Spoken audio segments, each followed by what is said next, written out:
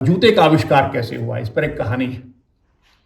एक राजा थे, कहते हैं, जरूर काल्पनिक कहानी होगी। एक राजा थे, वो एक दिन लंबी यात्रा पर निकले, तो सड़क पे चलते थे तो कांटे गड़ते थे पैर में उनके, और पत्थर चुभते थे उनके पैर में।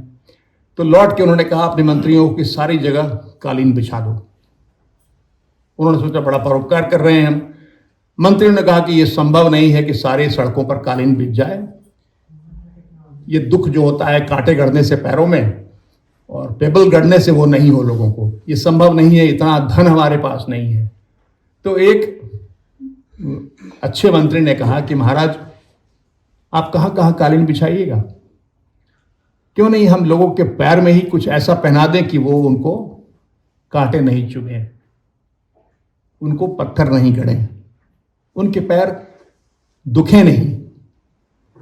तो ये जो सल्यूशन था वो मान लिया गया, और कहते हैं उसी के बाद जूतों का आविष्कार हुआ। लोगों ने पैर में जूते पहनने शुरू कर दिए।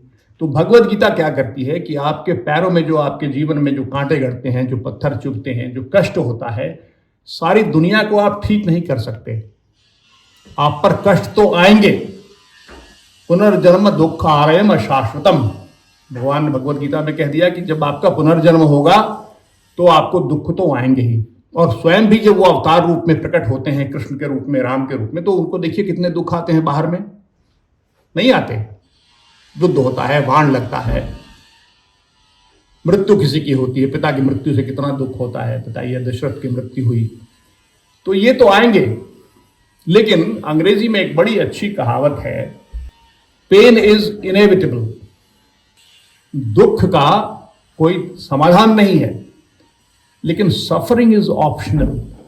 दुखी होने का समाधान है। दुख तो आएंगे, दुखी नहीं हो यह किया जा सकता है। तो भगवान ने जो भगवत गीता में शिक्षा दी है इस जीवन को अच्छा बनाने की, वो शिक्षा ये है कि अपने को ऐसा बना लो, अपने मन को ऐसा बना लो कि तुम्हें दुख का वाण जो है वो न लगे। लगे तो उधर फिसल के चला जाए या अंदर प्रवेश न करे, वो ध्यान रखो। और वो कैसे होता है, उसकी जो शिक्षा भगवान ने दी है वो है अनासक्ति विकसित करो।